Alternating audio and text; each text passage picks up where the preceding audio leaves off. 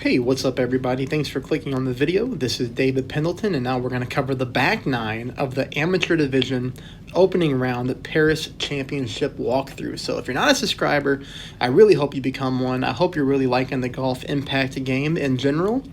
And if you like my videos, please take a moment there to hit the thumbs up. That would be important to me, and it would be really, really awesome. Hey, I'm excited to show this video with you because between my two accounts here, I was able to pick up a lot of drops on the back nine, which I really needed to get me to the top of the standings. So both of my accounts that I've played so far should qualify within the top 1 to 5, so they're going to end up somewhere in that system. But all in all, if you're able to hit these shots here, this is a path to a -16 back nine. I picked up the eagle on hole 1 and hole 4. I picked up a hole-in-one, which I believe is hole number 5, and then we picked up an albatross on hole number 9. So a lot of good shots to share, and let's just go ahead and hop right into it. This is hole number 1 on the back nine. We're getting nice little tailwind here, so all we're going to do is just use this clover ball, and we're using the clover just to get a little bit of extra power on this drive. That's really the only reason that we're doing that. Here you're going to see we're pushing our target up to max, so we get maximum distance on the drive. And I'm going with quite a bit of overpower with half a ball of curl to the right. Now, the biggest thing is to make sure that we land on the fairway. If you're not good with overpower drives, don't risk landing into the rough, because it's always important to get on the fairway so that we have the opportunity to try to pick up the extra eagle. But here you can see we got really nice yards, 356. Takes us to shot number 2, which is only 47 yards away. It puts me within wedge range, which I really like.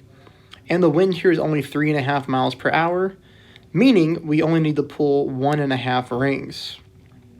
So I try to get my 1.5 lined up here, pulling a little bit into overpower.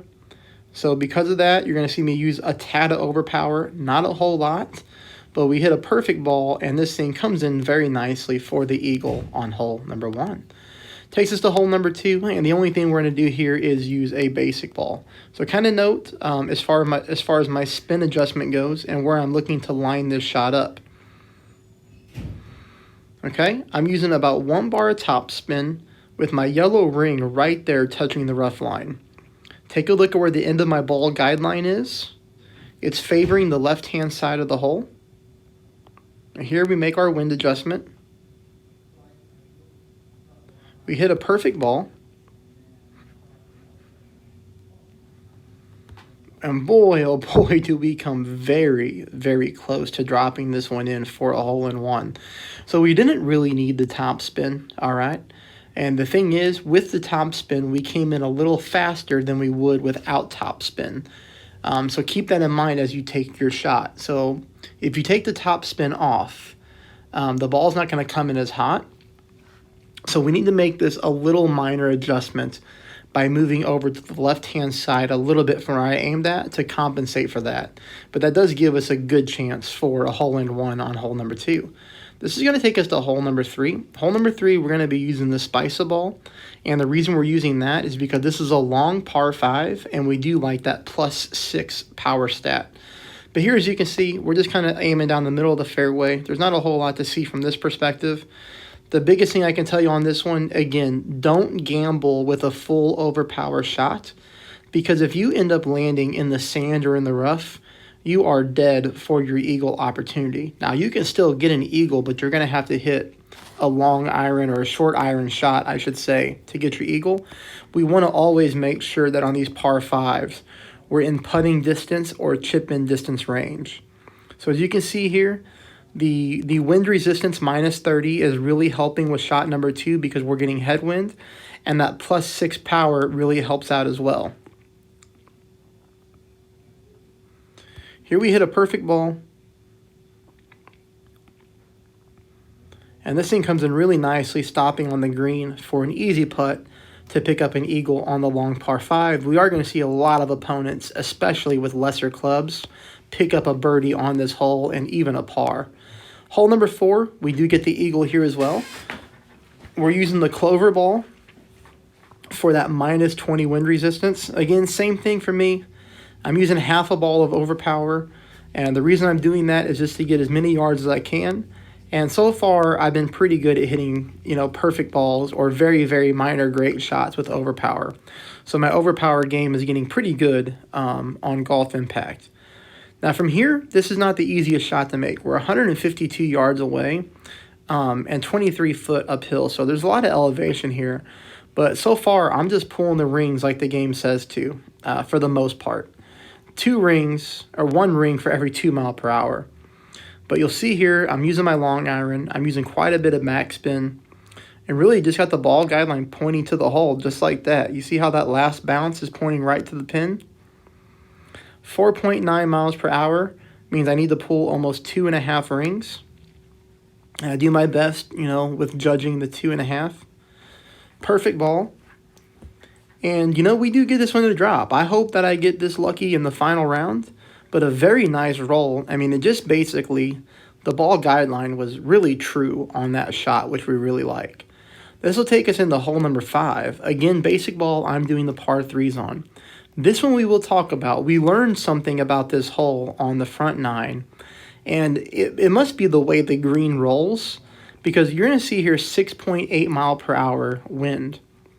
Technically, we should be pulling about 3.5 rings.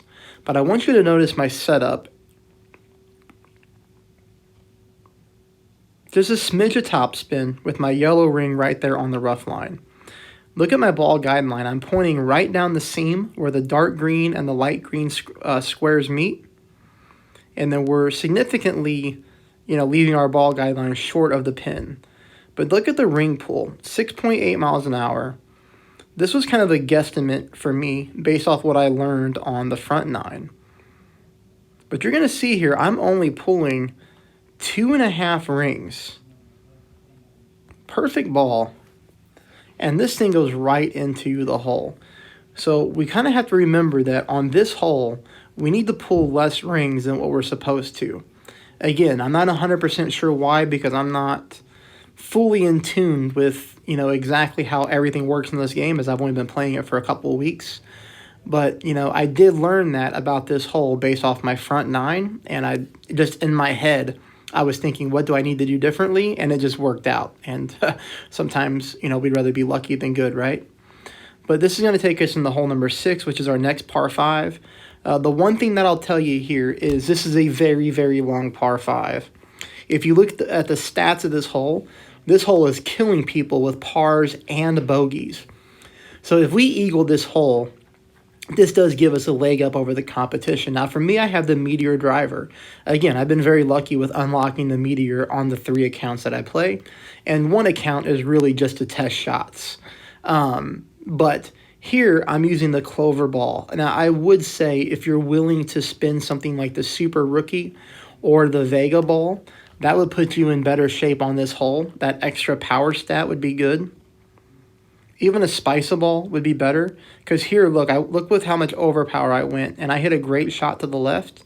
But the good news is we have a lot of fairway to work with, so we were okay. That'll take us to shot number 2. Shot number 2, you're going to notice here I'm using quite a bit of top spin with full left side spin, and I have to use left curl to try to get this thing towards the green. Great right, but ultimately we're okay. Now, we do get this thing to come down here very nicely and leave us for a chip-in shot to try to pick up the eagle on this hole. Again, a more powerful ball is going to give you a big advantage on this hole. So, if you're not good at hitting perfect on overdrive, or on overpower, I should say, or if you have lesser clubs, that's a really good time to spin one of those better balls, all right? Hole number 7, we're going to switch to a Clover ball again because we're getting headwind, and we like that minus 20% wind resistance. Here we have plenty of power to get from fairway to fairway, and that's really all we're looking to do here. We're going to use the fairway number 1 to bounce to fairway number 2, such as so. But unfortunately for me, I got stuck in the rough. And again, that's because I hit a great shot. Very luckily here, I was still able to reach the green in 2, and even had a chance to pick up an eagle out of the rough. So anytime you have a bad drive like me, and you can still at least pick up your birdie, that's a good spot to be in. But here, you see, not too bad. We'll take that out of the rough, and we still pick up our birdie. So our scorecard is still clean at this point. All right, hole number 8 is going to be with a basic ball. Playing all the par 3s with the basic ball in amateur division. Saving my good balls for the tougher holes and for later tournaments once I move up divisions. Kind of take note here of the backspin. Again, I put the yellow ring at the rough. And the reason that I do that is just to give you all a good frame of reference. Something that you can easily copy and duplicate, okay? 4.3 miles an hour means we're going to pull just a little bit over 2 rings. Perfect ball. Always super, super crucial for those perfect balls. Boy, we leave. And so out of the par 3s on the back 9, we got 1 to fall. But boy, the other 2 are really right there at pin. I hope you're able to make some small little tweaks after seeing how the ball reacts, and I hope you get those to go on the hole. Leaves us on here to hole number 9, in which we do pick up the albatross with the Spica ball. Again here, a long par 5, but not as long as hole number 6. Here we're just looking to get that extra power because we are dealing with headwind. You notice here I barely went with overpower because, again, this is a hole to where if you get stuck in the rough, the chances of you picking up the eagle are long gone, in my opinion. You can still do it, but you're going to have to hit a long shot to do it. So it's just so important that we land on the fairway. We do land on the fairway. Leaves us shot number 2. Shot number 2, I went with, you see the backspin here? And I went ahead and put on full back and full right side spin. And the reason I'm doing that is because I thought on the front 9, or I thought at one point my ball rolled pretty significantly to the left-hand side, like I missed it to the left. So I was hoping if I put the right side spin on that it would help correct the way this ball rolls off the fairway and green. And it appears that it does because this ball hits perfect. And kind of check out the path to the hole that we get here. Bounce, bounce. You see here how I'm left, and there it goes. Takes a right-hand turn for the albatross. Hey, everybody, I hope you liked it. Please subscribe. Please hit the thumbs up, and let me know how you do in the comments. I will see you tomorrow for a full live 18 holes.